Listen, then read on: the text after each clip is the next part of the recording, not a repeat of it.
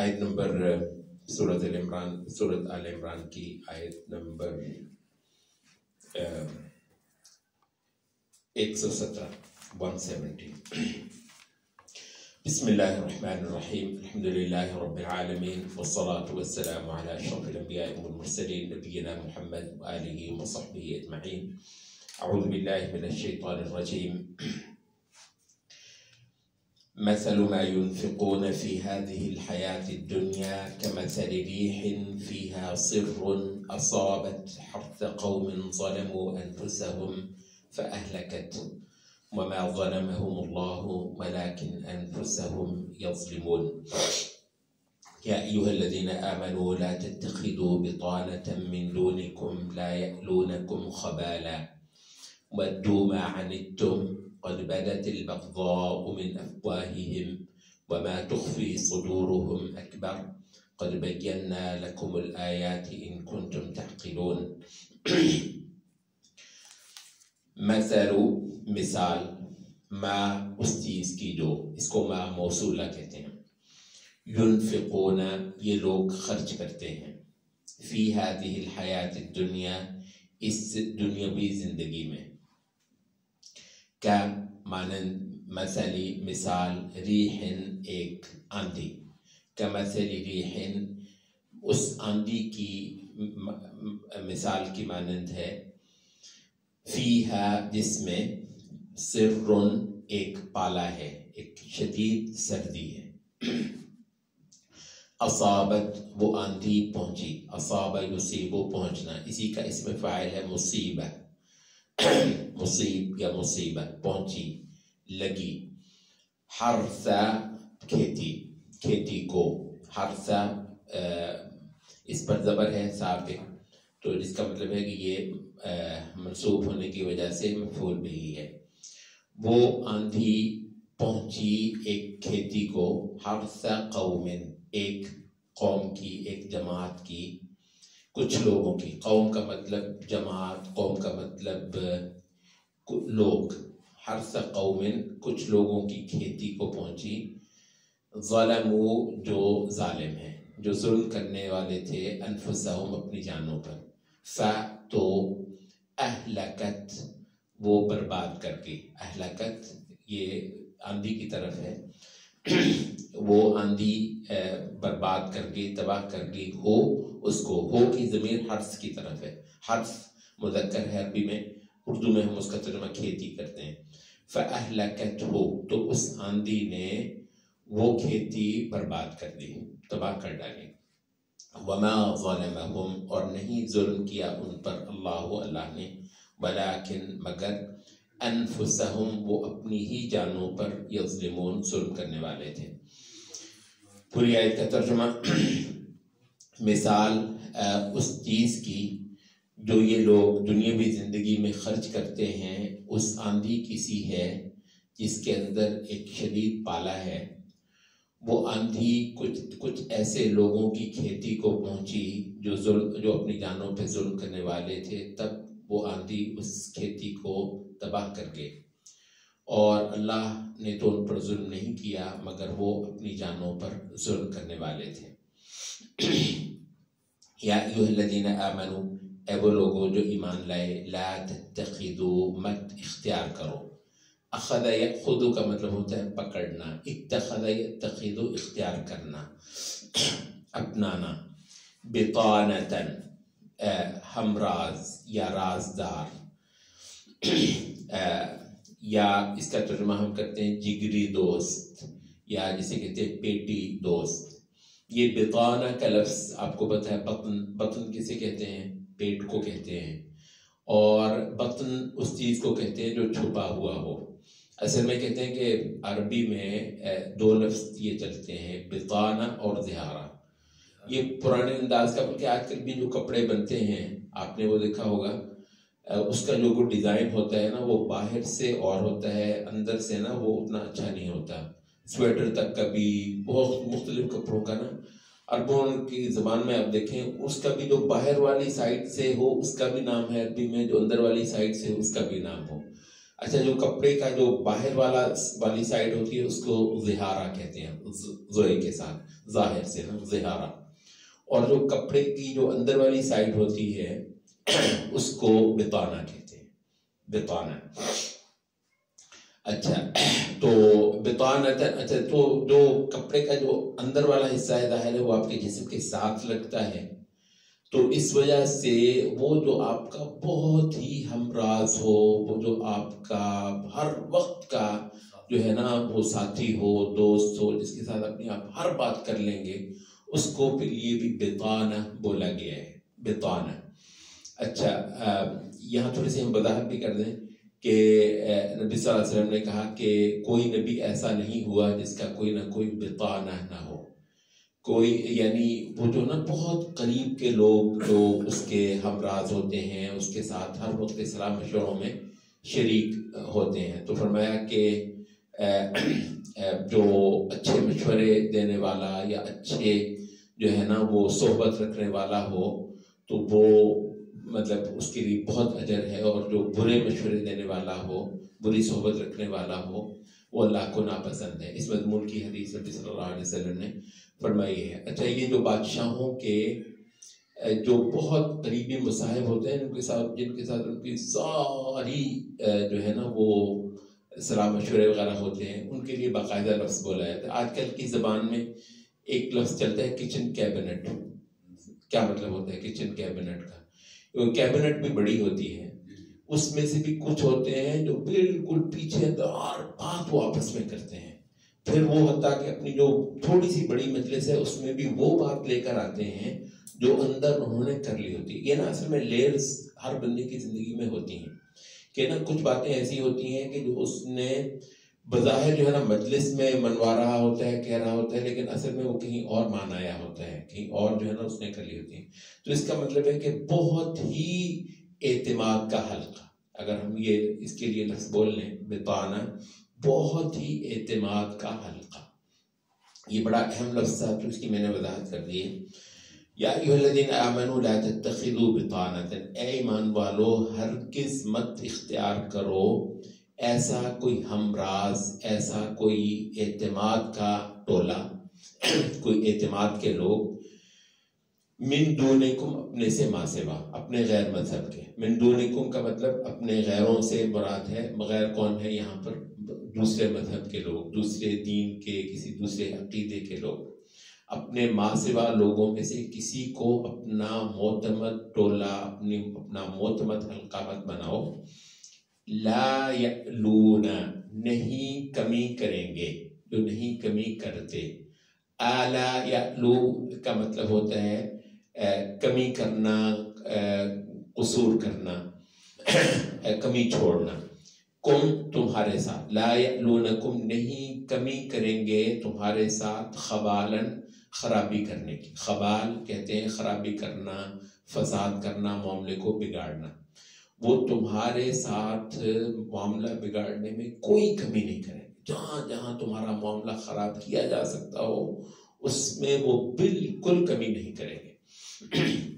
ودو ان کی خواہش ہے، ودا یودو، آپ نے پیچھے سورۃ البقرہ میں بہت جگہ پڑھا گا، ود الذین کفروا ما یود الذین کفروا۔ تو ودا یودو ہمارے اردو میں مودت کا لفظ اسی سے، مودت کا مطلب چاہت، تو ودا چاہنا، خواہش کرنا۔ ودو یہ انہوں نے چاہا ہے، ودو ان کی چاہت ہے۔ ما جو، ما موصولہ ہے، جو، یہ جو میں نا کوئی بھی کام، طریقہ، چیز، سارا کچھ جو آ جاتا ہے۔ حانتا یحنتو، مشکل میں پڑھنا، حانتا یحنتو مشکل میں پڑھنا۔ اب وہ ہے نا کہ قد جاءکم رسول من انفسکم عزیز علیہ ما عنتم، اس نبی کو بہت جو ہے نا بھاری پڑتا ہے اس پر کوئی بھی ایسی چیز جس سے تم تنگی میں پڑتے ہو، یعنی نبی صلی اللہ علیہ وسلم کو تمہاری تنگی میں پڑنا بہت گراں گزرتا ہے۔ تو عنت یحنتو تنگی میں پڑنا، پریشانی میں پڑنا، ایذا اٹھانا۔ عنتم تم ایذا اٹھاؤ، کیا ترجمہ ہو گیا؟ ودو ما عنتم، ان کی چاہت ہے کہ جس بھی طریقے سے تم ایذا اٹھاؤ، جس حد تک بھی، جس بھی طریقے سے ممکن ہو تم ایذا اٹھاؤ، تم تنگی میں پڑو، تم پریشان ہو جاؤ. قد یقیناً، بدت کیا ہے؟ بدا یبدو، واضح ہونا، بدا یبدو، بادی واضح. یہ بادی النظر کہتے ہیں نا کہ ظاہری نظر میں، بادی النظر ہم اردو میں بولتے ہیں، باد النظر. اچھا، تو بدا ماضی ہے، اس کے ساتھ جو ہے نا وہ مؤنث کی تا لگ گئی، تائے تانیث، تو بدت ہو گیا. بدت واضح ہو چکی، بدا واضح ہونا. قد بدت یقیناً واضح ہو چکی، البغضاء شدید نفرت، شدید بغض، البغضاء شدید بغض، من افواہہم ان کے منہوں سے. افواہ جو ہے یہ ہمارے اردو میں تو آپ کو افواہ رومر کو کہتے ہیں. اصل میں عربی میں حالانکہ اس کا یہ معنی یہ استعمال نہیں ہے، لیکن ہے لفظی عربی کا افواہ. اصل میں فو لفظ نا، صرف فو کا مطلب ہوتا ہے یہ منہ کا یہ جو دھانا ہے، منہ یا دھانا یہ جو ہے اس کو فو بولتے ہیں عربی میں، فو منہ یا منہ کا دھانا. اچھا، اب اس کی جمع، فو کی جمع ہے افواہ. وہ آپ نے جو سنا ہوگا نا کہ یریدون لیطفئوا نور اللہ بافواہہم، اپنے منہوں سے مراد ہے اپنی منہوں کی پھونکوں سے. اچھا، تو افواہ کا مطلب منہوں کی جمع، ٹھیک ہے جی. اچھا، تو یہ جو ہے اردو میں افواہ جو ہے نا وہ کہ ہر منہ بولتا ہے نا، جتنی منہ وہ بھی بولنے لگے وہ، تو اس وجہ سے افواہ کا لفظ کہ عربی میں اس کو شائعہ بولتے ہیں. افواہ جس کو ہم اردو میں کہتے ہیں رومر، عربی میں اس کو شائعہ کہتے ہیں. افواہ صرف اردو کا استعمال ہے، لیکن شاید بنا اسی وجہ سے ہے کہ ابھی بہت سارے منہوں میں جو بات آ جاتی ہے تو اس کو افواہ بول دیتے ہیں. اچھا خیر، قد بدت البغضاء من افواہہم، یقیناً واضح ہو چکا ہے شدید بغض ان کے منہوں سے، یعنی ان کے منہوں سے جو باتیں نکل آئی ہیں اس سے ہی معلوم ہو گیا ہے کہ ان کو کتنا شدید بغض ہے. وما، اور جو، ما موصولہ ہے، ما جو، تخفی چھپاتے ہیں، اخفا یخفی چھپانا، خفیہ یخفا چھپنا، خفیہ یخفا چھپنا، اخفا یخفی چھپانا. جیسے ہم نے کہا تھا خرج یخرج اور اخرج یخرج، تو یخفی چھپاتا ہے، تخفی مؤنث سے چھپاتی ہیں، کیونکہ جو جمع تکسیر ہوتی ہے وہ عربی میں مؤنث کے طور پر ڈیل ہوتی ہے. تو صدور جو آیا ہے تو اس کو مؤنث کے طور پر ڈیل کرنے وجہ سے تخفی تا آ گئی تانیث کی. صدورو سینے، چھاتیاں، ہم ان کی، وما تخفی اور جو چھپاتی ہیں، صدورہم ان کی چھاتیاں. اکبر وہ کہیں بڑا ہے، اکبر وہ اس سے بھی بڑا ہے. اکبر یہ اس میں تفضیل ہوتی ہے، ٹھیک ہے، کمپیریٹیو تو پہلے سے بھی بڑا، بگر. وما تخفی صدورہم اکبر، اور جو کچھ ان کی چھاتیاں چھپائے ہوئے ہیں، جو کچھ ان کے سینے چھپائے ہوئے ہیں وہ اس سے بھی بڑھ کر ہے، اس سے بھی بڑی ہیں، بڑا ہے. قد بینا، یقیناً ہم بیان کر چکے، قد بینا یقیناً ہم واضح کر چکے، لکم تمہارے لیے، الآیات یہ نشانیاں، یہ آیتیں، ان اگر کنتم ہو تم، تعقلون عقل والے. پوری آیت کا ترجمہ ہے، اے ایمان والو مت اختیار کرو اپنے ما سوا لوگوں میں سے اپنے خاص ہمراز، اپنا معتمد ڈولا، جو کہ تمہیں خرابی میں ڈالنے کے اندر کوئی کمی نہیں چھوڑنے والے. ان کی چاہت ہے کہ جتنا بھی اور جس طرح بھی تم کسی مصیبت میں پڑ جاؤ.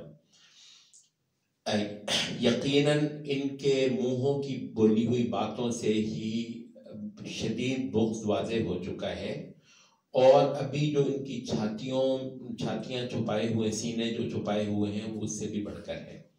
یقیناً ہم تمہارے لیے یہ آیتیں بیان کر چکے اگر تم عقل والے ہو.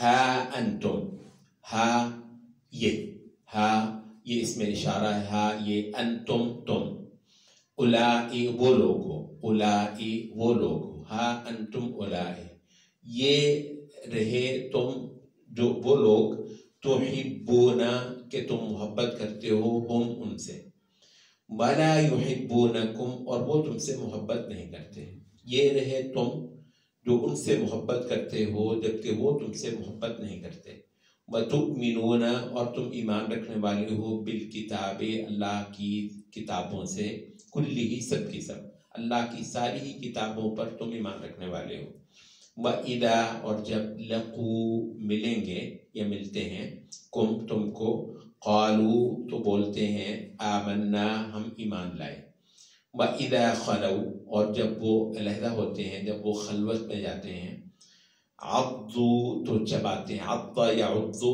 چبانا، وَيَوْمَ يَعضُّ الظَّالِمُ عَلَى يَدَيْهِ وہ قیامت کا دن جب ظالم اپنے ہاتھ چبائے گا، تو عضا یعضو چبانا، عضو علیہا بالنواجذ میری اور میری خلفاء راشدین کی سنت کو لازم پکڑنا، علیکم بسنتی و سنت الخلفاء الراشدین المہدیین، عضو علیہا بالنواجذ اپنی ڈاڑوں کے ساتھ اس کو چبا لینا، یعنی اس کو بالکل اپنی ڈاڑوں کو اس پر دبا لینا، تو عضا کا مطلب چبانا، ڈاڑیں دبانا، دانت پیسنا۔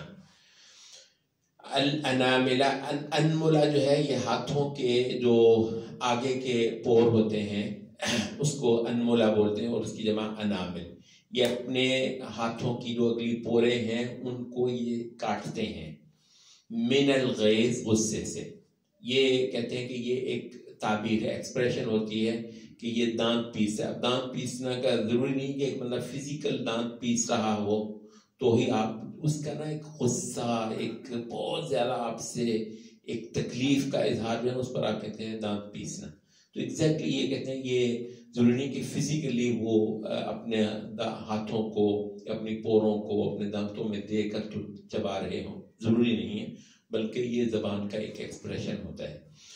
عضو علیکم الانامل من الغیظ تو یہ اپنی انگلیاں چباتے ہیں تم پر غصے سے یا غیظ سے، غضب سے، قل بول کہہ، موتو مر ہی جاؤ، موتو مر جاؤ، بغیظکم اپنے غصے سے، موتو بغیظکم اپنے غصے سے تم جاؤ، جا مرو، ان اللہ یقینا اللہ تعالی علیم جاننے والا ہے، بذات ذات کا مطلب ہوتا ہے والا، یہ ذات کا مطلب والا بلکہ والی۔ اچھا یہ آپ نے پتہ ہے ذو کسے کہتے ہیں؟ ذو علم، ذو مال، ذو یذی، ذی علم، ذی بصیرت، ذی وقار، آپ تقریر میں کہتے صدر ذی وقار، ذی وقار کا مطلب وقار والا، ذی مال مال والا، یا ذو مال مال والا، ٹھیک ہے جی۔ تو ذو کا مطلب والا۔ اچھا ذو کا مؤنث ذات ہے، ذو کا مؤنث ذات ہے۔ اچھا وہ جو حدیث ہے نبی صلی اللہ علیہ وسلم کی مشہور کہ تنکح المرأۃ لاربع، چار چیزوں کے لیے عورت سے شادی کی جاتی ہے، لمالہا اس کے مال کو دیکھ کر، وجمالہا اس کی خوبصورتی کو، اس کے حسن کو دیکھ کر، وحسبہا اس کے حسب نسب کو دیکھ کر، ودینہا اور اس کے دین کو دیکھ کر، اس کی دینداری کو دیکھ کر، فاظفر بذات الدین تو حاصل کر لے دین والی کو، ذات الدین۔ اب ذات الدین ذو اگر ہوتا تو دین والا یعنی دیندار آدمی، اور دیندار عورت کے لیے کیا بولا؟ ذات الدین، تو ذات کا مطلب والی، ٹھیک ہے۔ تو یہ لفظ ذات جو ہے اردو عربی میں نے کہا اس کی وضاحت کرتے ہیں، بہت بار آتا ہے ذات، تو ذات کا لفظی میں نا والی۔ اچھا تو یہ جو ہے ذات الصدور، سینوں والی، یعنی وہ سینوں والی جو چیز ہے، مراد ہے وہ چیز جو سینوں میں، ذات الصدور سینوں والی چیز، یعنی سینوں میں پوشیدہ جو چیز ہے اس کو ذات الصدور کہا گیا۔ ان اللہ علیم بذات الصدور، یقیناً اللہ تعالی جاننے والا ہے سینوں والی بات کو، سینوں والی بات کو، سینے کے رازوں کو۔ ان تمسسکم اگر پہنچے تم کو، مس یمسو، یہ مس ہم اردو میں بھی بولتے ہیں، مس ٹچ، تمسسکم تم کو مس کرے، تم کو لگے، حسنتن کوئی اچھائی، تسو تو ساء یسوء، یہ سوء سیئ ہم بولتے ہیں، ساء یسوء برا لگنا، ساء یسوء برا لگنا. اچھا یسوء مذکر ہوتا اگر، لیکن حسنہ کیونکہ مؤنث ہے آخر میں گولتا ہے تو حسنہ نیک اچھائی، تو مؤنث ہے تو اس وجہ سے یسوء نہیں ہونا تھا، تسوء ہونا تھا، تے لگی تانیث کی، تسوء، اور مجزوم ہونے کی وجہ سے اس کی بیچ کی واو گر گئی، تسوء کو بجائے تسوء ہو گیا. ان تمسسکم حسنۃ تسؤہم، اگر تم کو کوئی بھلائی پہنچے تو ان کو برا لگتا ہے، ان کو تکلیف ہوتی ہے. وَإِن تُصِبْكُمْ، اور اگر تم کو پہنچے، اصاب یصیب ہم پہلے سے بیان کر چکے ہیں، اگر تم کو پہنچے تو تانیث کی وجہ سے، سیئۃ کوئی برائی، کوئی خرابی، اگر تم کو کوئی دکھ پہنچے، کوئی برائی پہنچے، یفرحوا تو خوش ہو اٹھتے ہیں، یفرحوا فرح خوشی کو کہتے ہیں، بہا اس کی وجہ سے، تو اس کے دم سے یہ خوش ہو اٹھتے ہیں. وَإِن تَصْبِرُوا، اور اگر تم صبر کیے رہو، اگر تم ثابت قدم رہو، وَتَتَّقُوا اور بچ کر رہو، لا يَضُرُّكُمْ تو نہیں ضرر پہنچائے گا، کیدہم ان کا مکر، کید کہتے ہیں مکر سازش، نہیں پہنچائے گا تم کو، نہیں ضرر پہنچائے گا تم کو ان کی کوئی سازش، شیئن کچھ بھی. ان اللہ یقین اللہ تعالیٰ بما یعملون جو یہ کرتے ہیں محیط احاطہ فرمانے والا ہے. پوری آیت کا ترجمہ، اگر تم ان کو تو اگر تم کو کوئی اچھائی پہنچے تو ان کو دکھ ہوتا ہے، اور اگر تم کو کوئی برائی پہنچے تو یہ اس کی وجہ سے خوش ہو اٹھتے ہیں. البتہ اگر تم ثابت قدم رہو اور بچ کر چلتے رہو تو ان کا یہ سارا مکر تمہارا کچھ نہیں بگاڑے گا، یقین اللہ تعالیٰ ان کے تمام اعمال کا احاطہ فرمانے والا ہے.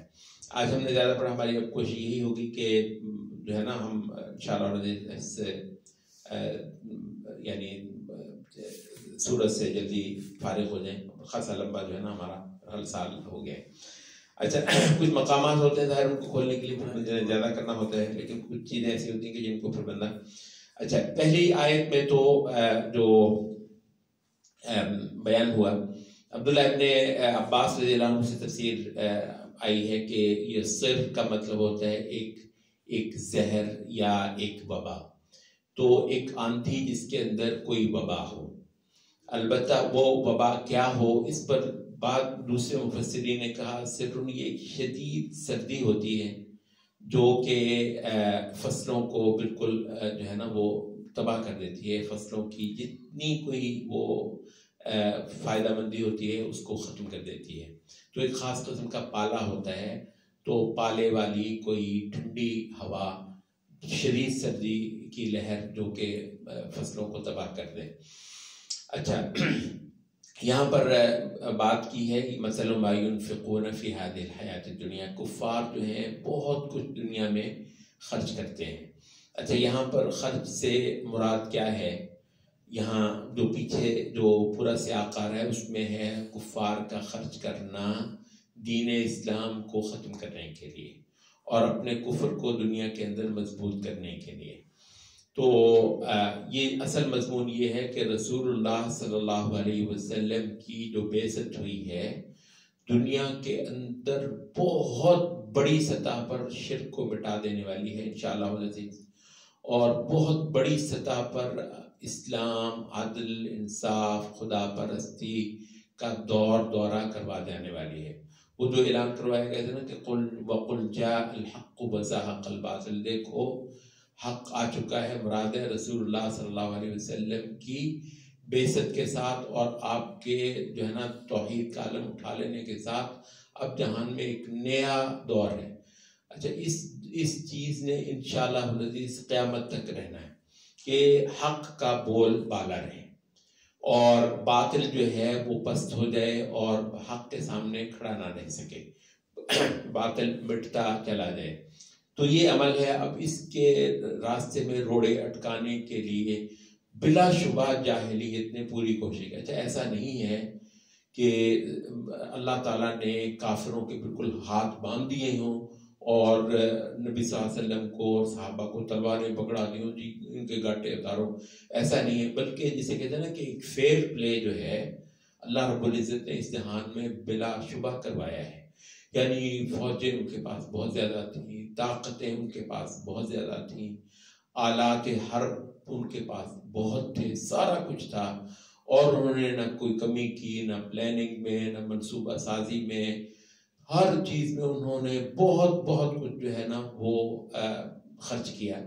لیکن یہ ہے کہ مجموعی طور پر اللہ رب العزت کا اب جو یہ فیصلہ ہے کہ رسول اللہ صلی اللہ علیہ وسلم کی رسالت اور آپ کا دین اور آپ کی شریعت دنیا کے اندر سر اٹھا کر رہے گی، یہ ہو کر ہی رہنا ہے. اچھا یہ مضمون اگر آپ غور کریں تو بہت سارے طریقوں سے قرآن مجید میں بیان ہوا ہے. وہ تو اس کا کلائمیکس ہے نا کہ هو الذي ارسل رسوله بالهدى ودين الحق ليظهره على الدين كله، سارے دینوں پر اس کو غالب کر کے چھوڑے. وہ تو بالکل ایک کلائمیکس کے انداز میں وہ بیان آ گیا ہوا ہے.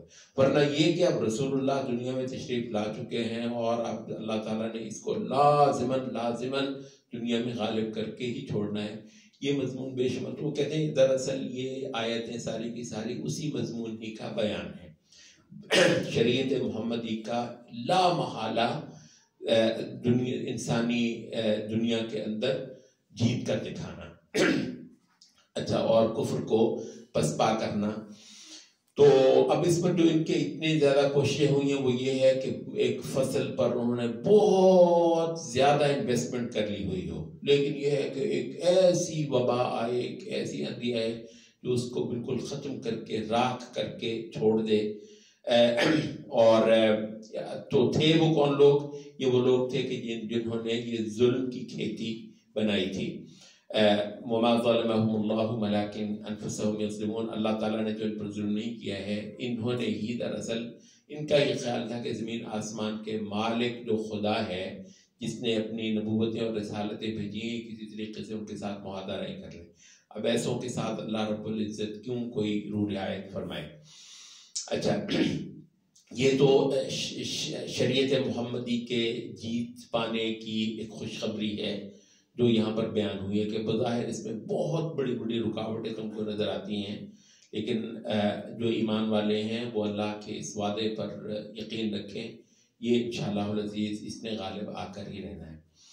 اچھا لیکن اس کے بعد جو ہے نا اب مسلمانوں کو البتہ یہ جو ہے نا جو ہدایات ہوئی ہیں وہ ہم نے اس مضمون کو بہت بار بیان کرنے کی کوشش کی ہے کہ انسانی زمین پر ایسے ہے کہ جیسے یہ بالکل دو جماعتوں کی ایک بالکل برابری کی جنگ ہے. اچھا اس میں جو ہے نا آپ یہ کبھی مت سوچئے گا کہ کیونکہ ہم تو مسلمان ہیں اس وجہ سے ہم کچھ بھی نہ کریں تو بھی اللہ ہمارے ساتھ نہیں، مطلب یہ نہیں. اچھا ہم کوئی بے وقوفی کر لیں تو یار ہے تو حق پر ہی نا، تو کیا ہے جو ہم جو ہے نا وہ یہ خرابی کر لیں، یہ بے وقوفی کر لیں، یہ نالائقی کر لیں، یہ اس تدبیر کے اندر کوئی خرابی کر لیں، کچھ غیر ذمہ داری دکھا دیں، ہیں تو ہم دین پر ہی ہیں تو ہم حق پر ہی رسول نہیں. اس معاملے میں یاد رکھنا کہ اگر تم کوئی بے وقوفی کرو گے، تم کوئی کوتاہی کرو گے، تم اللہ کی ہدایات جو اس نے تم کو بہت اچھی طرح سمجھا دی ہیں ان ہدایات پر عمل نہیں کرو گے تو تم کو چوٹ پڑے گی. یہ اس پہ یہ مت اس عذر کو مت ہمیشہ لے کر یار ہم مسلمان نہیں ہیں، ہم تو حق پر نہیں، ہم تو نبی کو ماننے والے نہیں ہیں. نبی کو ماننے والے ہو تو بھی عقل کا سے کام لینا ہے. یہ بہت اہم سبق ہے. اس وقت کے مسلمانوں کو تو بہت زیادہ اتنا زیادہ اس وجہ سے ہو گیا ہے کہ جناب بار بار مولوی کہے جا رہا ہے کہ جی ہم حق پر ہیں، بار بار کہے جا رہا ہے کہ جو ہے وہ یہ مطلب اس دین کی نصرت کا وعدہ ہے. اب دیکھو جی یہ وہاں پر کیا ہو رہا ہے، ہمارے ساتھ وہاں پر کیا ہو رہا ہے، وہاں پر کیا ہو رہا ہے. اچھا تو کیا واقعتاً اللہ رب العزت نے جہاں تم کو کھڑا کر دیا تھا تم وہاں کھڑے ہو گئے پھر اللہ نے اپنی مدد پیچھے کر لی؟ ایسا ہوا ہے نہیں. ہم تو جو ہے وہ دنیا بھر کی خباثتیں کریں، دنیا بھر کے گند کو اپنے گھروں کے اندر لے کر آئیں، بس جو ہم کو پڑھائے وہ ہم پڑھیں، بس جو ہم کو سکھائے وہ بہت ہی سعادت مند شاگردوں کی طرح ہم سیکھیں، اسی کو بار بار جپیں، وہی سارا کچھ کریں. اچھا لیکن پھر اللہ کی مدد کیوں نہیں ہم پر آ رہی؟ کیوں آئے اللہ کی مدد تم پہ؟ یہ جو اس آیت کا جو آخری حصہ ہے نا، وَإِن تَصْبِرُوا وَتَتَّقُوا، دیکھو تمہیں واقعتاً ایک چیز کی یقین دہانی ہے اللہ کی طرف سے، لَا يَضُرُّكُمْ كَيْدُهُمْ شَيْئًا، ان کا سارا مکر، فریب، سازش، منصوبہ بندی تمہارا کچھ نہیں بگاڑے گا. کب؟ دو باتیں، ان تصبروا وتتقوا، اگر تم دین کی حقیقت پر کھڑے رہو، پہلی بات ہے. دو نا آخری آیت کی ہماری بات ہو رہی، وَإِن تَصْبِرُوا وَتَتَّقُوا، اگر تم صبر جو قرآنی اصطلاح ہے، آپ کو پتہ صبر کیا ہے؟ یہ قرآن کی اپنی اصطلاحات ہیں، اور ان اصطلاحات کو قرآن مجید ہی کے سیاق کے اندر سمجھنا جو ہے نا وہ ضروری ہے. ابن قیم کہتے ہیں کہ صبر جو ہے نا وہ دو قسم کا ہے، ایک ہے صبر اضطراری اور ایک ہے صبر اختیاری. صبر اضطراری کیا ہے کہ آپ کا بس ہی نہیں چلتا تو آپ مطلب ہے بس صبر کریں، برداشت کریں، وہ ہمارے جو عام عوام کا صبر ہے. وہ کہتے ہیں کہ یہ تو سب سے زیادہ جو ہے نا گدھا کر لیتا ہے. گدھے کو آپ مطلب اس پر لاتے ہیں تو وہ بیچارہ کیا کرے، آپ اس کو باندھ دیتے ہیں تھوڑی جو ہے نا 2 میٹر کے فاصلے پر، چارے کا نا وہ پورا ڈھیر پڑا ہے، اس کی رسی اس تک اتنی تنگ ہے کہ وہ اس تک نہیں جاتی. وہ بار بار چاہتا ہے لیکن نہیں کر سکتا ہے، تو وہ صبر ہی کرے گا. تو کہتے ہیں جو صبر اضطراری ہے وہ تو گدھا بہت اچھی طرح کرتا ہے. اچھا یہ کون سا صبر ہے کہ آپ کا جہاں بس ہی نہ چلے وہاں صبر، بلا شبہ وہ صبر ہے، یعنی ہم یہ نہیں کہہ رہے کہ وہ صبر نہیں ہے. جہاں آپ کا بس ہی نہ چلتا ہو، جہاں آپ کا ہاتھ ہی نہ پہنچتا ہو تو آپ صبر کرتے ہیں. اچھا کہتے ہیں یہ ہے صبر اضطراری. کہتے ہیں یہ صبر کافر بھی بہت کرتا ہے، جہاں کافر کا بس نہ پہنچے تو صبر ہی کرنا ہے نا اس کو. کہتے ہیں کافر بھی کرتا ہے یہ صبر، جو ہے یہ جانور بھی کرتا ہے. اور ظاہر ہے جہاں سنو یہ مسلمان، کہتے ہیں یہ تو اس وجہ سے تمام ہی جو ہے نا وہ مخلوقات کے مابین مشترک ہے صبر اضطراری. اچھا تو کہتے ہیں صبر اضطراری پر اجر نہیں ہے نا، صبر اضطراری پر کیا اجر ہے؟ اچھا ہمارے عام عوام صبر کا بس یہی معنی سمجھتے ہیں کہ بھی جہاں بس نہ چلے وہاں برداشت کر لو، وہاں لبے کے صبر کر لو. تو کہتے ہیں صبر کا یہی معنی ہمارے عام عوام سمجھتے ہیں. دوسری قسم کون سی ہے؟ صبر اختیاری. وہ یہ ہے کہ تمہارا ہاتھ بھی پہنچتا ہے مگر کیونکہ مالک نے کہا اس کو ہاتھ نہیں لگانا تو نہیں لگانا. کہتے یہ ہے صبر اختیاری. یہ اس کا صبر اختیاری کا بہت بڑا مظہر کون سا ہے ہماری عبادات میں؟ روزہ. اس وجہ سے وہ رمضان کا ایک نام ہی شہر الصبر رکھتی ہے، شہر صبر. وجہ کیا ہے؟ کہتے ہیں یہ روزہ ایک بہت عبادت کا ایک بہت بڑا مضمون بیان کرتا ہے، روزے کی عبادت. بھلا وہ کیا ہے؟ یعنی ایک تو اللہ رحم کرے وہ ہے نا صبر بھی، آپ کو روٹی نہیں ملتی، اللہ رحم کرے جیب میں پیسے ہی نہیں ہیں، گھر میں دانے ہی نہیں ہیں، تو صبر ہی کرنا ہے. وہ صبر اس طرح نہیں، اللہ کا شکر ہے گھر بھرا پڑا ہے، جو چاہے کھا لو. اچھا مطلب چاہت بھی ہے، بھوک بھی ہے، مگر بھئی مالک نے کہا ہے ہاتھ نہیں لگانا، اور یہ فلاں وقت تک اتنے منٹ تک، وہ دیکھو اتنے منٹ اور اتنے سیکنڈ، ایسے ہی ہوتے ہیں، اتنے سیکنڈ تک وہ مالک نے روکا وہ نہیں ہاتھ لگانا. اچھا تو یہ ہے کہ آپ کا گویا آپ جو ہے نا وہ آپ کی پہنچ ہی نہیں ہے، اس وجہ سے کہ مالک کا حکم آپ کے لیے میں نے اختیار کر گیا ہے.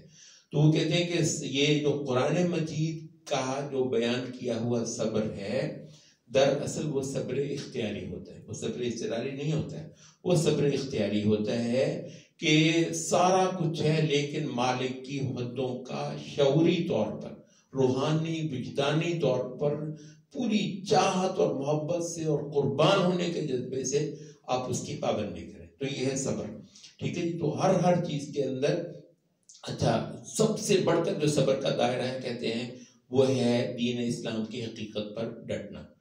یہ اچھا اس معاملے میں رسول اللہ صلی اللہ علیہ وسلم اور صحابہ کو بہت جگہ پر تنبیہات کی گئی ہیں کہ دیکھنا کہیں بیچ کی راہ اختیار نہ کرنا. وَلَا تَرْكَنُوا إِلَى الَّذِينَ ظَلَمُوا فَتَمَسَّكُمُ النَّارُ. دیکھنا یہ ظالموں کی طرف کو اپنا جو ہے نا وہ معاملہ نرم نہ کرنا، نرم بھی نہیں کرنا ہے، کیونکہ کافر یہ چاہ رہے ہوتے ہیں کہ وہ بیچ کی راہ ہو، تھوڑی سی وہ آپ کی تعریفیں کرتے ہیں، بڑا خوش ہوتا ہے مولوی جس وقت جو ہے نا وہ کہتے ہیں یہ مولوی جو ہے نا جی یہ مولوی مطلب سخت نہیں ہے. اچھا مولوی صاحب بہت بھول جاتے ہیں یہ سن کے. سخت نہیں ہے کا مطلب یہ ہے کہ ان کی جاہلیت کو اتنا غلط نہیں کہتے, ان کے شرک کو, ان کے الحاد کو, ان کے فساد کو پر جو ہے نا ہاتھ ہتھوڑا رکھتے ہیں مولوی صاحب, تو بہت اچھی مسکراہٹوں کا تبادلہ کر سکتے ہیں.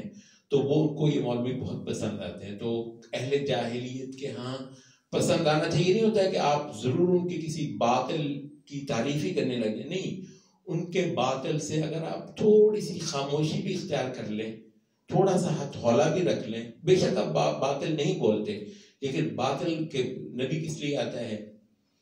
باطل کے پرخچے اڑانے. ایسا ہی ہے. اچھا حق کا قیام, سارا کچھ ایک بات کا پروجیکٹ ہے.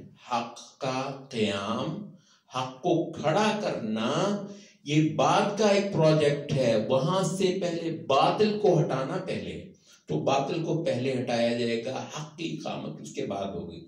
تو اصل مضمون جو خاص طور پر دعوت میں ہوتا ہے, اور جس کو اب دعوتی مرحلہ کہتے ہیں, جو اس کے اندر ہوتا ہے, اس میں دراصل یہ ہوتا ہے کہ شرک کی ہی نفی کی جاتی ہے, جھوٹے خداؤں ہی کا شدید ترین ابطال کیا جاتا ہے. اور جو اللہ رب العزت کی جو حیثیت ہے انسانوں کے لیے, اور جو رسالت کا منصب ہے انسانی زندگی میں, اس کی جگہ لینے والے جتنے نظریات ہوتے ہیں, جتنے فلسفے ہوتے ہیں, جتنے دھرم ہوتے ہیں, جتنے عقائد ہوتے ہیں, جتنی جو ہے نا وہ لوگوں کو ایک راستہ دکھانے والے دعوے ہوتے ہیں, ان کے پرخچے اڑائے جاتے ہیں, ان کا بالکل ابطال کیا جاتا ہے. اور اگر مطلب اس عمل میں جو ہے نا کچھ پیش رفت ہو, ہاں, تو پھر جتنی جگہ صاف ہوتی جاتی ہے اتنی جگہ پر شریعت کی تعمیر جو ہے نا, شریعت کی عمارت بنائی جاتی ہے. تو حق کا قیام جو ہے وہ باطل کے ابطال کے بعد ہے, اپنی ترتیب میں اور اپنی اہمیت میں.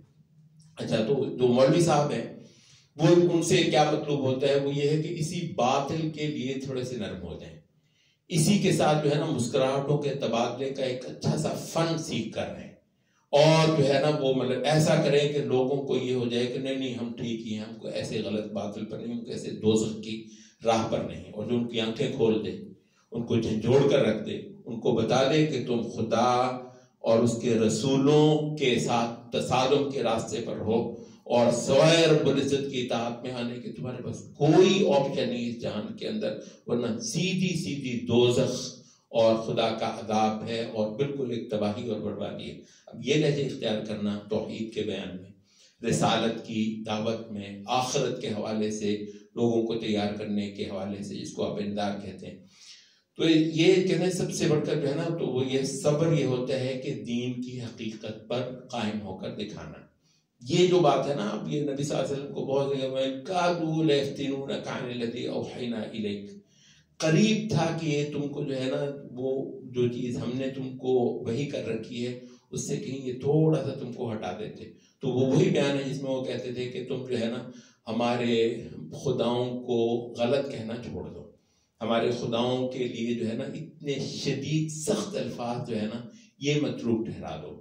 اچھا, کوئی بیچ کی تھوڑی سی راہ اختیار کر لو, اور ہم بھی اس کا بہت اچھا رسپانس دیں گے. دیکھو ہم بھی تمہیں پھر کتنی زیادہ تمہاری جو ہے نا احترام کرتے ہیں, تمہیں جو ہے نا عزت وغیرہ وہ دیتے ہیں, ورنہ یہ کہ رسول اللہ صلی اللہ علیہ وسلم کے ساتھ انہوں نے جو بدتمیزیاں شروع کر لی تھی, فرمایا کہ ان کو یہ سب کرنے دے, تم نے بالکل ہاتھ والا نہیں رکھنا, تم نے بالکل کوئی نرمی اختیار نہیں کرنی.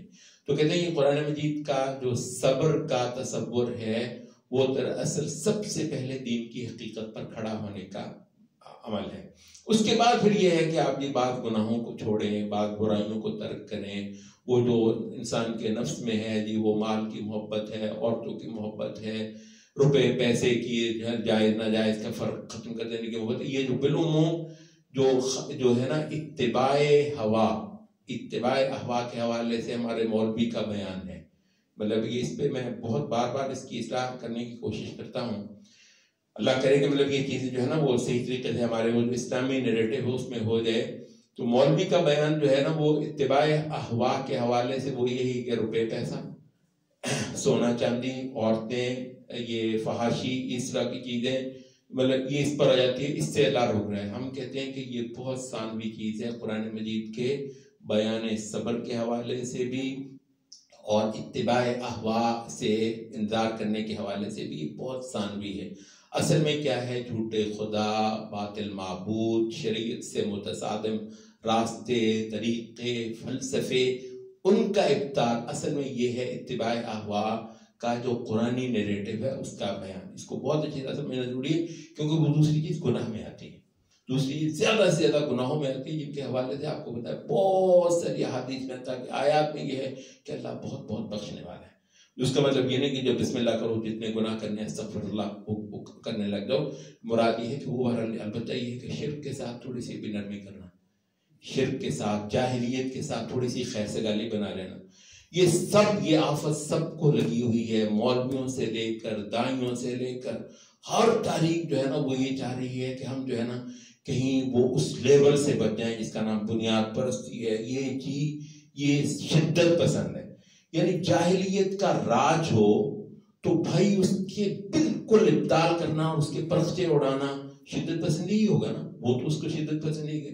اچھا، دشمن جو آپ کے لیے بہت ہی بلیغ قسم کے تانے گڑتا ہے، اس کی جو ٹکسال سے بڑی ہی محنت کے ساتھ ایسے جو ہے نا وہ لفظ بولے جاتے ہیں جن کو آپ کہتے ہیں بھی میں مجھ پر گولیوں کی طرح آپ ان سے ڈرتے ہیں کہ گولی نہ مجھے بنیاد پر نہ کہہ دیں۔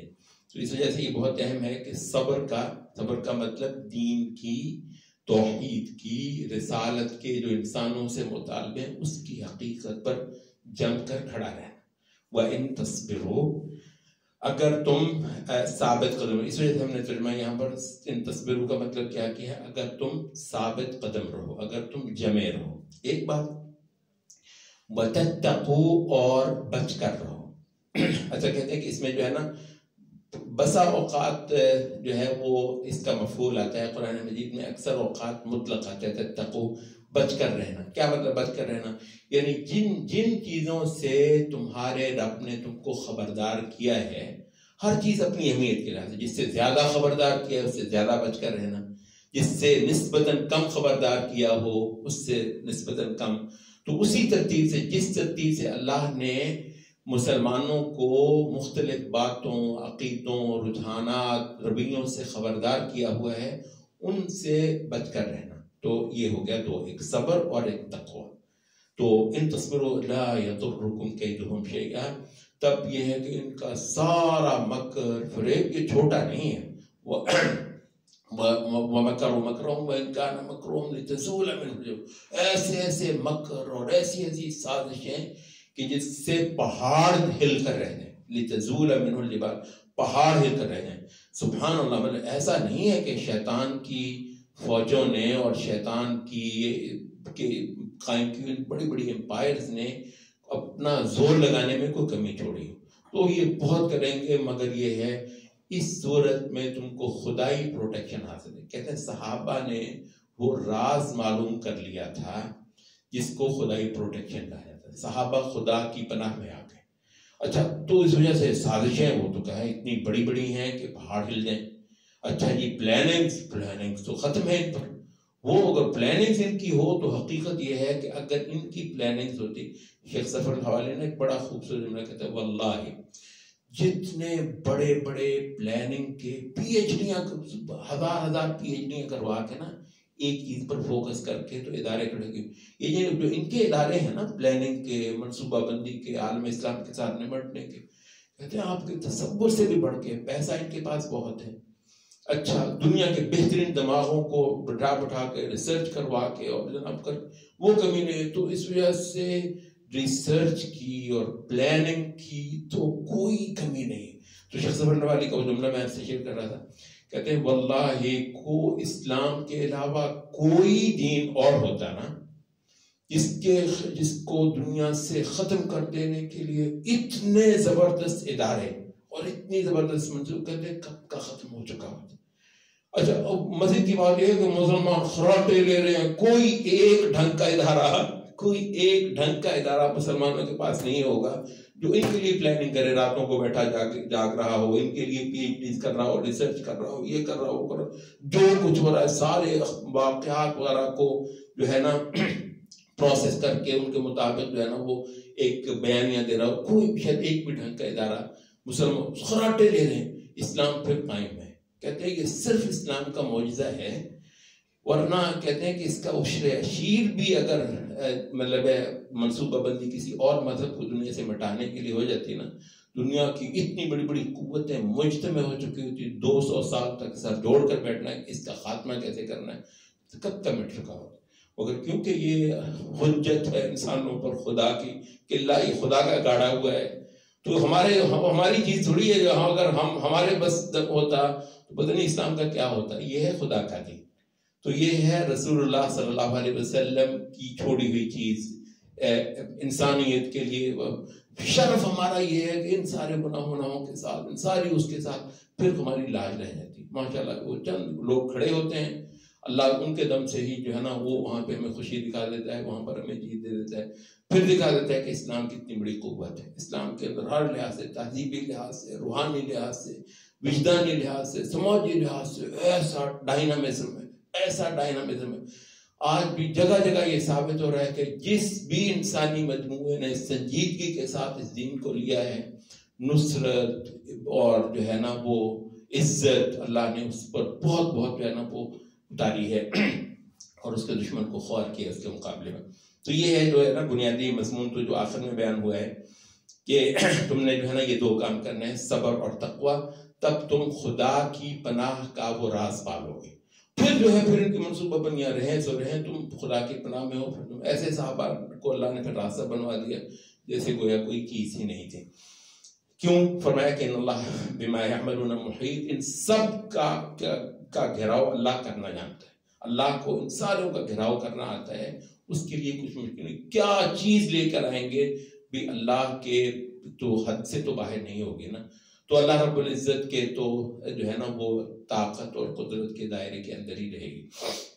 اب ہم جو ہے نا وہ چند چیزوں کے حوالے سے دوبارہ پیچھے آ جائیں. ایک تو جو یہاں پر جو ہے نا جو بچ کر رہنے کے، اب یہ جو ہے نا تتقو، بچ کر رہنا، خبردار رہنا، یہ جو مضمون ہے اس حوالے سے جو خاص بات یہاں پر آئی ہے وہ ہم کو کہتے ہیں اتنا بڑا سبق ہے اس میں، وہ ہے کہ دیکھو اپنے سے ما سوا، جو یعنی اچھا اپنے سے ما سوا کی 2 تفسیریں ہوئی ہیں، امام بغوی کہتے ہیں. دوسرے مفسرین نے کہا کہ بھئی تم نے ان کو بالکل اپنانا جگری دوست نہیں بنانا، اپنا پیٹی دوست، اپنا ہمراز، اپنا معتمد جو کوئی طبقہ ہو سکتا ہے، ان کو اس درجے میں نہیں رکھنا اپنے لیے. اچھا وہ کون ہے؟ من دونکم، اپنے سے ما سوا. کون ہے اپنے سے ما سوا؟ امام یہ تفسیر کیا میں نے کہا کہ اس کی 2 تفسیریں ہوں. ایک تو ہے کفار اور دوسرا ہے منافق. یہ من دونکم یہ منافقین بھی ہیں. اچھا یہ جو آگے بیان آ رہا ہے آپ یہ دیکھیں گے کہ دونوں کا بیان جو ہے نا تقریباً ساتھ ساتھ چل رہا ہے. ایک وہ جو کھلے کھلے کافر ہیں اور ایک لوگ جو منافق ہیں، لیکن ان کا سارا طرز عمل تم کو بتا رہا ہے کہ یہ اسلام کا بالکل جھوٹا دعویٰ انہوں نے کیا ہوا ہے. اصل میں یہ پکے جو ہے نا وہ کفر کے ہی مخلص ہیں، اسلام کے نبی صلی اللہ علیہ وسلم کے مخلص نہیں ہیں. تو کہتے ہیں یہ دونوں تفسیریں بیک وقت صحیح ہیں، اس میں کوئی ایسی بات نہیں ہے. اچھا ایک تو یہ ہو گیا کہ اچھا ان کو جو ہے نا، اچھا مطلب آپ کو دنیا داری ہوتی ہے، خرید و فروخت ہوتی ہے، یہودی کے ساتھ بھی آپ کی ہو جائے گی خرید و فروخت ہے. اچھا پڑوس میں ایک یہودی رہ رہا ہے، آپ کو پتا ہے مسلمان جو ہیں بہت اچھے ہمسائیگی رکھتے ہیں. اگر پڑوس میں کوئی یہودی بھی ہو، کوئی ہندو بھی ہو، یہ تھوڑی ہے کہ ہماری تعریفیں کرے گا. سبحان اللہ ہمارا قیدی ہو، کافر ہمارا قیدی ہو. پچھلے دنوں یہ جو وہ ہوا اس میں بھی بڑے اچھے اچھے بات مناظر جو ہے نا وہ دکھائے گئے کہ فلسطین کے مسلمانوں نے ان کے قیدی بنائے ہوئے تھے، ان کو چھوڑا، تاکہ انہوں نے بھی کئی جگہوں پہ کہا یار کمال انداز سے انہوں نے ہمیں عزت احترام وغیرہ دی. تو کافر کے ساتھ بھی بدسلوکی، بدتمیزی اور مطلب وہ نہیں. اچھا وہ تو چیز نہیں ہے. لیکن بات یہ ہے کہ یہ دنیا داری میں اچھا برتاؤ کرنا کافر کے ساتھ، یہ تو ہماری انشاءاللہ عزیز ہماری پہچان ہے. ہر بندہ یہ گواہی دے گا کہ محمد صلی اللہ علیہ وسلم سے پڑھا ہوا شخص جو ہے، محمد صلی اللہ علیہ وسلم سے جس نے دین سیکھا ہوا ہے، وہ بدتمیز نہیں ہو سکتا. وہ کسی کے ساتھ جو ہے نا گندا سلوک بالکل نہیں کر سکتا. انسانیت فخر کر سکتی ہے. یہ بہت اہم بات ہے. اور اس حوالے سے جو ہے نا یہ ہمارے بہت سارے لوگ جو دیندار ہیں، لیکن یہ ہے کہ وہ دین کو بدنام کرتے ہیں اپنی مطلب گندی زبان سے اور اپنے جو ہے نا نفرت انگیز انداز سے، وہ نہیں. اچھا لیکن یہ ہے کہ دوسرا ہے ان کو مطلب اپنا جگری بنانا. یہاں ہم اس کے بالکل روادار نہیں ہیں کہ کسی منافق کو یا کسی کافر کو ہم اتنا اپنے قریب کر لیں. یہ مطلب ہم نہیں کریں گے. اچھا یہ اس کی تفسیر میں علماء نے کہا، اہل تفسیر نے کہا کہ یہ یہودی بنیادی طور پر تھے مدینے میں. ان میں سے بعض جو ہے نا یہ اوس اور خزرج کے، اب یہ جو لوگ مسلمان ہو چکے تھے ان کی کسی کے ساتھ ان کی رشتہ داریاں تھیں. کسی کے ساتھ یہ تھا کہ ان کی بیٹی بیاہی ہوئی ہے، اپنے گھر میں آئی ہوئی ہے. ظاہر بیٹی بیاہی ہوئی ہے، یہ ایک سسرالی ایک تعلق ہوتا ہے. سسرالی تعلق بہرحال آپ کو پتہ ہی ہے مطلب کیا ہوتا ہے. باتوں کو تو شاید بہت ہی پتہ ہوگا سسرال مطلب تو اچھا تو بہرحال کسی کا سسرالی تعلق ہے. اچھا کہتے ہیں کسی کا یہ تھا کہ عربوں میں نا رضاعت کا تعلق بہت تھا. یہ بہت عام تھا کہ ایک ہی عورت نے نا اس کو بھی دودھ پلایا ہوا، اس کو بھی دودھ پلایا. اب رضاعت کی وجہ سے اسلام نے بھی کچھ احکام بنائے ہوئے، پتہ ہے بھائی بہن بن جاتے ہیں تاکہ پردہ نہیں ہوتا، آپس میں رشتہ نہیں ہو سکتا. ٹھیک ہے جی، بھائی اس بھائی بہن کا جو رضاعت کا بھائی بہن ہو وغیرہ. تو کہتے ہیں یہودیوں کے ساتھ اوس اور خزرج کے لوگوں کی رضاعتی رشتے تھے. اچھا پھر بہت سارے جو ہے نا ان کے پڑوسی تھے. اب پڑوس میں بھی میل ملن ہوتا ہے، اور آپ کو پتہ ہے میل ملن میں جیسے ابھی ہم نے کہا اسلام نے اس میل ملن کو اور سے زیادہ اور اچھا ہی کیا ہے. یہ نہیں ہے کہ یہ اب اسلام ہو گیا اور اس کا پڑوسی یہودی جو ہے نا وہ پریشان ہو جائے کہ پتہ نہیں اب میرا یہ کیا نقصان کر دے گا یا یہ ہمیشہ اس کو گھور کر دیکھے گا، ایسا نہیں. اچھا تو کہتے ہیں یہ سارے رشتے تھے. تو ان رشتوں کی وجہ سے بہرحال مسلمانوں کی ایک تعداد ایسی تھی جو ذرا سادہ تھی. اب وہ سادہ ہونے کی وجہ سے وہ ان سے کچھ راز لے لیتے تھے.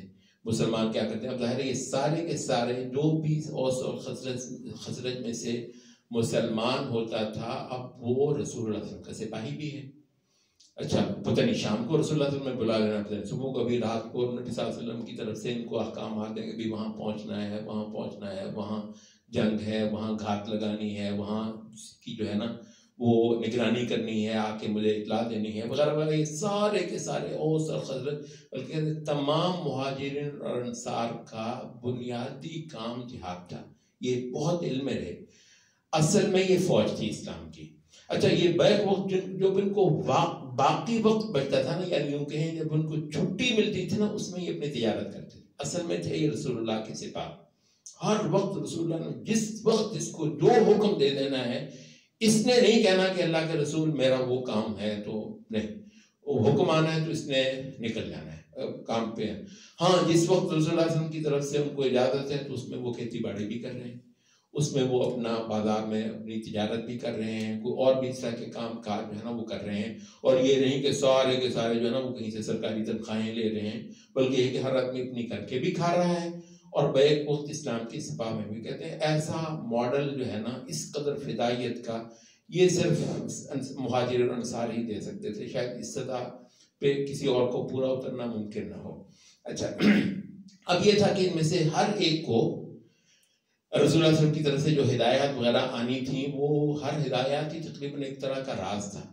اب یہ ہے کہ اس کا وہی جو ہے اس کا سسرالی رشتہ دار یہودی ہے، اس کا پڑوسی رات کو ہمیشہ گپ شپ اکٹھے لگاتے ہیں. ان کا بہت تھا رات کو نا، ہمارے دیہات میں بھی ہے وہ چوپال میں بیٹھنا، وہاں خوب گپ شپ لگانی، ادھر ادھر کی ساری جو ہے نا وہ کرنی، تو ان کی وہ چلتی تھی. تو کہا کہ اس عمل میں اب تم کو اتنا خبردار ہونا ہے کہ اتنا تمہارا کوئی اب قریبی نہ رہ جائے ان میں سے کہ جن کو تم راز دے لو، ان کے ساتھ بالکل جو اندر کی کچھ باتیں ہیں وہ تم ان کے ساتھ کر سکو. تو اس حیثیت میں اب کفار کے ساتھ ہے وہ کتنا ہی قریبی رشتہ ہو، چاہے کتنا ہی قریبی تعلق ہو، اب وہ معاملہ ان کے ساتھ نہیں رکھنا.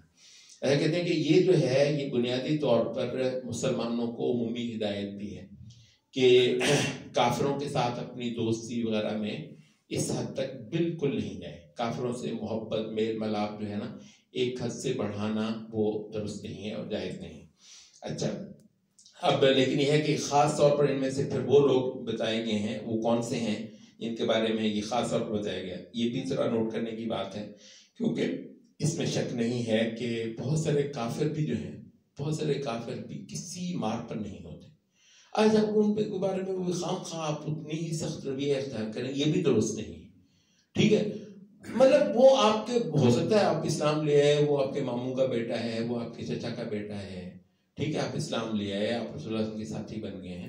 اچھا، لیکن یہ ہے کہ کسی بھی مناسب سے اسیسمنٹ کے ساتھ آپ بالکل یہ سمجھتے ہیں مطلب وہ نہ کسی مار پر ہے نہ کسی سازش پر ہے، کوئی ایسی بات نہیں ہے، تو اس کے ساتھ ذرا ایک مطلب پیار محبت کا تعلق رکھنے میں حرج نہیں ہے.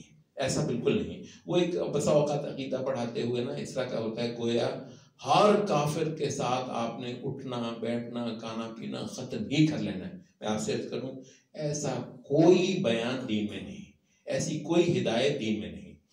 ہاں، اگر وہ کفار کی تحریک کا آدمی ہے، وہ اسلام کو مٹانے کے کسی آرگنائزیشن کا حصہ ہے، آپ کو پتہ ہے جتنی فوجیں ہیں کافروں کی، یہ جو میں آپ سے عرض کر دوں اللہ جتنی NGOs عالم اسلام میں لانچ کی جا رہی ہیں، یہ ساری کی ساری ایک باقاعدہ عقائدی تہذیبی ایجنڈے کے ساتھ میدان میں اتاری جا رہی ہیں.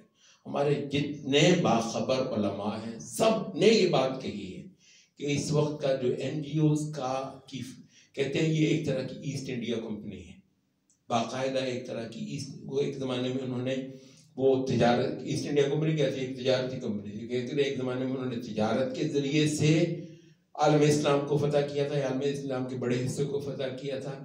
اب یہ جو ہے نا ریلیف ورک اور سوشل ورک کے ذریعے سے دوبارہ ایک طریقے سے عالم اسلام کو روندنے اور عالم اسلام کو اپنا غلام بنانے بلکہ محکوم کرنے کے لیے آئے ہوئے ہیں. اچھا، یہ جو مطلب جس طرح کے یہ NGOs ہیں، اچھا اس میں جو ہے نا ہمارے لڑکے جو خاص طور پر تھوڑے سے جو ذرا لائق ہوتے ہیں اچھی اچھی جابیں لے کر، اچھا وہ ان کے پھر لہجے اختیار کرتے ہیں، پھر ان کی ٹون تک جو ہے نا، کیونکہ ان کو پتہ ہے ترقی ملتی ہے جب اس پیٹر اور ٹامسن یہ جو اس کے اوپر ہوتے ہیں، جب یہ ان کے ساتھ نا بالکل ان کے لہجے کو اختیار کر کے وہ کرے. اچھا وہ رمزیں ان کو اپنی کر لیتے ہیں. اچھا جتنے ہمارے لڑکے ہوتے ہیں، بچے بچیاں، اچھا پوری کوشش ہوتی ہے کہ یورپینائز ہو جائیں تاکہ لہجوں کے اندر، خیالات کے اندر، طرز تعامل کے ساتھ اندر جو ہے نا وہ ہو جاتے ہیں. اور آخر میں آدھے پونے ہمارے یہ بچے جو ہے نا یہ خالد، یہ بکر، یہ زید، یہ محمود، یہ عبداللہ نام کے جتنے ہوں گے، یہ آدھے پونے پھر یہ ان کے ایجنڈے کر رہے ہوتے ہیں، اور ان میں سے بہت سارے یہ بھی جاسوس آخر میں بن جاتے ہیں. یہ نہیں سمجھنا چاہیے کہ سارے ہوں گے، نہیں، بلکہ ایک اصل میں بات یہ بھی ہے کہ ہم نے یہ میدان، مولوی نے تو کبھی اس کو ٹچ بھی نہیں کیا، اس کو مطلب دیکھا بھی نہیں ہے، تو اس وجہ سے بہت سارے لوگ ایسے ہوں گے انشاءاللہ مجھے جو بھی اسلام سے وفادار ہوں گے اور اپنے دین سے، اپنی زمینوں سے، اپنی قوموں سے وفاداری ہوں گے، غیرت مند بھی ہوں گے. اور ان میں سے میں کئی سارے لوگوں کو میں نے دیکھا ہے، بس اوقات ہمیں اندر کی باتیں بتا رہے ہوتے ہیں کہ یہ ہم ٹھیک ہے، ہم جابیں ضرور کرتے ہیں مگر اندر سے یہ کئی ساری وہ باتیں جو ہمیں معلوم بھی نہیں ہو سکتی تھی، وہ ہمیں بتا رہے ہوتے ہیں کہ اتنے کمینے ہیں، یہ خراب ہے. لیکن کہنے کا مطلب یہ ہے کہ ہر وہ پروگرام جو اسلام کو کسی نہ کسی انداز میں تباہ کرنے کے لیے ہوا ہے، اصل میں وہ ہے اس آیت کا محل، لا یألونکم خبالا. پہلی ان کی یہ کی ہے کہ یہ وہ لوگ ہیں جو تم کو خراب کرنے میں کوئی کمی نہیں چھوڑے. اب ذرا سبحان اللہ آپ انداز دیکھیں تو یہ وہ کون سا محاذ ہے؟ یہ جنگ کے محاذ کی بات نہیں کر رہے ہیں کہ جی جنگ میں آمنے سامنے، نہیں، یہ تمہارے میل جول میں، دوستیوں کے اندر ہی تمہارا بیڑا غرق کرتے ہیں. یہ بہت ایک بڑی میدان ہوتا ہے قوموں کے ایک دوسرے کو برباد کرنے کا.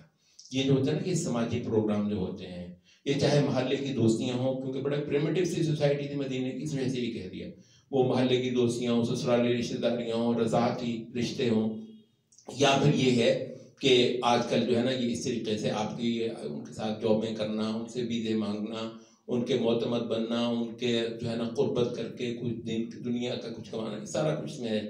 تو یہ ہے کہ ایک تو یہ اچھا ہے، یہ سارے سماجی محاذ ہیں، یہ کلیئر ہے، یہ عسکری محاذ کی بات ہی نہیں ہو رہی. اس پوری آیت میں آپ بالکل واضح انشاءاللہ دیکھ سکتے ہیں، ساری دفعہ عسکری محاذ کی بات نہیں ہو رہی. یہ جو سماجی محاذ ہے، یہ جو محلے داریاں ہیں، یہ جو رشتہ داریاں ہیں، یہ جو تجارتی رشتے ہیں، ان کے اندر جو ایجنڈے چل رہے ہوتے ہیں، مسلمانوں تم نے اتنے سادہ لوہ نہیں رہنا، آنکھیں کھول کے چلنا ہے. اور اس کے اندر جو کچھ جو ہے نا وہ وارداتیں ہوتی ہیں تم کو سب سے چوکنا ہے. تو پہلی بات لا یألونکم خبالا، ایسے لوگوں کے ساتھ رازداری کا تعلق بنا لینا، اس کو اپنا پیٹی جگری بنا لینا جو تم کو خرابی میں ڈالنے کے اندر کوئی کمی نہیں چھوڑتے. پہلی بات. دوسرا یہ ہے کہ ودو ما عنتم، عمل میں یہ ہے کہ کوئی کمی نہیں چھوڑتے تم کو خراب کرنے میں. جہاں تک خواہش کی بات ہے تو وہ یہ ہے کہ ان کی خواہش ہوتی ہے کہ تم زیادہ سے زیادہ مصیبت میں پڑو، تم زیادہ سے زیادہ خرابی میں پڑو. اچھا، دو باتیں ہو گئیں. اور تیسرا یہ ہے کہ کہیں کہیں ان کی زبانوں سے نا جو کدورت ہے اور بغض ہے اور کینہ ہے اور بیر ہے وہ نکل بھی پڑتا ہے. اچھا، یہ بھی ہم نے جیسے کہا کہ بہت سارے جس وقت عالم اسلام میں ان کے جو پروگرام ہیں بظاہر ریلیف کے ہوں گے، بظاہر جو ہے نا وہ سوشل ہیلپ کے ہوں گے، لیکن ان کے اندر اور بعض دور دراز سے تمہیں تو سیدھا جو ہے نا بائبل رکھی ہوتی ہے انہوں نے، اور بائبل پڑھانے کے پروگرام ساتھ ساتھ روٹی کھلاتے ہیں، ساتھ بائبل جو ہے نا وہ پڑھانے کی کوشش کرتے ہیں. اچھا، تو یہ ہے کہ وقتاً فوقتاً جو بغض اور کینہ اور بیر ہے وہ ان کی زبانوں سے بھی باہر آ جاتا ہے. البتہ وہ تم کو اندازہ نہیں جو سینوں کے اندر اسلام کے خلاف ان کے جو ہے نا وہ بغض بیٹھا ہوا ہے. تو ہم نے تم کو بہت کھل کھل کر بتا دی باتیں اگر تم عقل والے. اچھا، اور یہ ہے کہ یہ تمہاری سادگی بتایا کہ پھر تم مسلمانوں تم میں ایسے کتنے ہیں ایسے سادہ ہیں کہ پھر بھی ان سے محبت کیے جاتے ہو جبکہ ان کو تم سے کوئی محبت نہیں، وہ کسی واردات میں ہیں اور تم سادہ لوہی پر. اب دیکھیں سبحان اللہ قرآن میں کس حد تک جاتا ہے ہمیں ہوشیار کرنے. تم ان سے محبت کرتے ہو اور وہ تمہارے خلاف کسی واردات پر ہیں اور وہ تم سے محبت اصل میں نہیں کرتے. حالانکہ تم ساری کی ساری کتابوں پر ایمان رکھتے ہو. کہتے یہ اشارہ ہے کہ یہ مضمون سارا یہودیوں کا ہے، اور مدینے کے اندر جو ایک سماجی رشتے تھے وہ بہرحال یہودیوں کے ساتھ. مدینے میں دوسرے کفار تقریباً جو ہے نا ایسے نہیں رہ گئے تھے جو رسول اللہ صلی اللہ علیہ وسلم کے ساتھ جو ہے نا وہ دشمنی میں ہو، حالت جنگ میں ہو. مدینے میں یہ یہودی ہی تھے، اور اس وجہ سے اشارہ ہے وہ تؤمنون بالکتاب کلہ، تم پوری کتابوں پر ایمان رکھتے ہو. مراد ہے یہودی ظاہر ہے کہ بعض کتابوں پر ایمان رکھتے ہیں بعض پر نہیں رکھتے ہیں. اچھا، مسلمانوں کو بیوقوف بنانے کے لیے یہ تک کہہ دیتے ہیں کہ ہم بھی مسلمان ہیں. وَإِذَا لَقُوكُمْ قَالُوا آمَنَّا، ہاں وَإِذَا خَلَوْا عَقُوا، یہ ہم تم کو بتاتے ہیں. تم نے تو نہیں دیکھا ہوگا جب یہ علیحدگی میں ہوتے ہیں تو کیسے کیسے تم پر یہ دانت پیستے ہیں. یہ ہم تم کو خبردار کر رہے ہیں. اور اگر کسی کو اتنی ہی تکلیف ہے اسلام سے، اچھا یہاں پر یہ بھی بتا دیا کہ ایک خاص پوائنٹ پہ جا کر نا کھلا کہہ دو منہ تو جاؤ مر جاؤ اپنے غصے. تو جو اتنا زیادہ بیر اور بغض رکھنے والا ہے اس کے ساتھ پھر بالکل کہتے ہیں نا تو بتو ہو جانا، یہ بھی اسلام میں جائز ہے اور اس کی بھی پوری اجازت ہے. مطلب ادب اخلاق سے کرنا اس وقت نہیں ہے، لیکن یہ ہے کہ ایک شدید ترین انداز میں جو ہے نا وہ ان کو کوئی رد عمل دینا یہ بالکل صحیح ہے. اللہ تعالیٰ ان کے سینوں سے واقف ہے. اچھا، ایک ان کی جو ہے نا کہتے ہیں اگلی آیت یہودیوں کا بھی بیان ہے اور منافقین کا بھی بیان ہے. ان تمسسکم حسنۃ تسؤہم، مسلمانوں کو کوئی اچھائی پہنچے تو ان کو بہت تکلیف ہوتی ہے. اچھا، آپ نے یہ دیکھا ہوگا اس وقت نا مطلب ہم میرا خیال ہے کہ ایک درجے میں کھل کر بات کیے بغیر گزارا نہیں ہوتا. اس وقت جن کو آپ لبرل مخلوق کہتے ہیں، خاص طور پر سوشل میڈیا کے ساتھ جن پر آپ نے دیکھا ہوگا کہیں کوئی ایسی بات ہو نا کہ مسلمانوں کو خوشی ہو، اچھا اس یک سے اس کے اندر کیڑے نکالنا، یعنی مسلمانوں کی خوشی برداشت نہ ہونا. اب باقاعدہ مسلمانوں کے اندر ایک طبقہ جو ہے نا وہ ایسا پیدا ہو گیا کہ جیسے ہی کوئی ایسی خوشی ہوگی مسلمانوں کو جو ہے نا جس سے راحت ہو رہی ہے، کچھ اور ہو رہا ہے. ترکی میں مسلمان جیت گئے ہیں، مسلمان اسلام پسند جو ہے نا وہ جیت گئے ہیں. غزہ میں اللہ نے مسلمانوں کا سر کچھ اونچا کر دیا. اچھا لگے ہوئے اس کا نا وہ کرنے، صاف نظر آ رہا ہے کہ ان کو شدید تکلیف ہو رہی ہے کہ مسلمانوں کو اللہ نے کوئی خوشی جو ہے وہ کیوں دے گی. یہ بہت بڑی علامت ہے. اور دوسرا یہ ہے کہ اور اگر کہیں تم پر کوئی مصیبت آئے دیکھیں ان کی باتیں کتنی کھلتی ہیں. ایسے ہی ہے تو یہ فرق ہو گیا. اچھا، تو کہتے ہیں کہ یہ اچھا اس کے الٹ جو ہے نا وہ ایمان کی بھی علامت ہے. یہ بھی علماء نے اس پر بہت کہا ہے کہ کم از کم علامت جو ہے ایمان کی بھلا کیا ہے کہ مسلمانوں کو کہیں خوشی پہنچی ہے نا تو آپ کا دل باغ باغ ہو. بے شک مسلمان کے دل آپ کا، اور مسلمانوں پر کہیں کوئی مصیبت ٹوٹی ہوئی ہے تو آپ کا دل دکھ رہا ہو. کہتے ہیں وہ اگر نفاق کی علامت ہے کہ مسلمانوں کو خوشی ہو اور اس کو تکلیف ہو رہی ہو، یا مسلمانوں کو جو ہے نا کوئی مصیبت پڑی ہوئی ہو تو اس کا دل جو ہے نا خوش ہو رہا ہو، تو اگر وہ نفاق کی علامت ہے، نفاق کے الٹ کیا ہے؟ ایمان. تو ایمان کی علامت کیا ہوگی؟ کہ مسلمانوں کو اللہ کہیں خوشی دے تو ضرور آپ کو خوشی ہو، اور مسلمانوں کو کہیں تکلیف ہو رہی ہے، آپ کچھ بھی نہ کر سکتے ہو تو آپ کو تکلیف ضرور. اچھا، یہ وہی بات ہے جو رسول اللہ صلی اللہ علیہ وسلم نے اپنے حدیث میں کہی ہے نا کہ المسلمون کالجسد الواحد، کہ مسلمان سارے جو ہے نا ایک جسد واحد کی طرح ہیں. اذا اشتکا منہ عضو، اگر کسی ایک بھی اس کے عضو میں کوئی تکلیف ہو رہی ہو، تداعی له سائر الجسد بالحمى والسہر، تو سارا ہی جسم جو ہے نا وہ بے آرامی اور تکلیف کے اندر جو ہے نا وہ مبتلا ہوا رہتا ہے. تو وہ یہ ہے کہ مسلمانوں کے دکھ کو اپنا دکھ جاننا، یہ انشاءاللہ ایمان کی علامت ہے. اسی وجہ سے سلف کسی بزرگ کا قول ہے، سب آپ دیکھیں یہ جو ہے نا اصل میں ہوتی ہے کہ مسلمان اور مسلمانوں میں سے ہونا آپ کے لیے معنی کیا رکھتا ہے. یہ بہت بڑی، اس وقت جو تہذیبوں کی جنگ ہو رہی ہے یہ مسئلہ بہت اہم ہے. لوگ سمجھتے ہیں پتہ نہیں کیوں ہم بار بار یہ بات کرتے ہیں. یہ بنیادی عقیدے کا، بلا کا، برا کا، یہ بنیادی طریقہ، اور کہتے ہیں توحید کا سب سے بڑا مذہب ہے ہی بلا اور برا. اچھا، تو اس وجہ سے وہ سلف میں سے کسی بزرگ کا قول ہے، کہتے ہیں واللہ مجھے کہیں خبر ملتی ہے نا کہ مسلمانوں کے فلاں شہر میں بارش ہوئی ہے، مجھے بہت خوشی ہوتی ہے. ذرا دیکھیں سبحان، مسلمانوں کو اللہ نے کہیں بارش دی ہے تو اس کا جی خوش ہو اٹھتا ہے. کیوں؟ کیونکہ یہ ایمان کا رشتہ ہے. وہ یہ مسلمان کو اپنا جاننا، اس وجہ سے کہ تمام کافر قوموں کے مقابلے پر یہ میرے وہ بھائی ہیں جنہوں نے اللہ اور اس کے رسول کو ہاں کہی ہے، اور یہ اللہ اور اس کے رسول کے طرفدار ہے. تو اس وجہ سے یہ دوستی دشمنی کا یہ مضمون ہے بنیادی طور پر. جو آگے جہاد کا بیان ہے، اس سے اگلی ہی رکوع میں اب قتال کا بیان شروع ہو جائے گا. لیکن آپ یہاں پر نوٹ کر لیجئے، قتال کے بیان سے پہلے ولا اور برا کا یہ مضمون دوستی اور دشمنی کا، تعلقات کی سطح پر جب ایمان تعلقات کو شیپ کرے، کہتے ہیں میرا یہ ہے ایمان. جب آپ کی توحید جو ہے نا آپ کے تعلقات کے اندر جھلکے، آپ کے رشتوں کے اندر جھلکے، تو دوستی اور دشمنی کا یہ بیان جو ہے یہ پہلے ہوا ہے. اس کے بعد پھر انشاءاللہ قتال کا بیان شروع ہونے جا رہا ہے. سبحانک اللہم و بحمدک.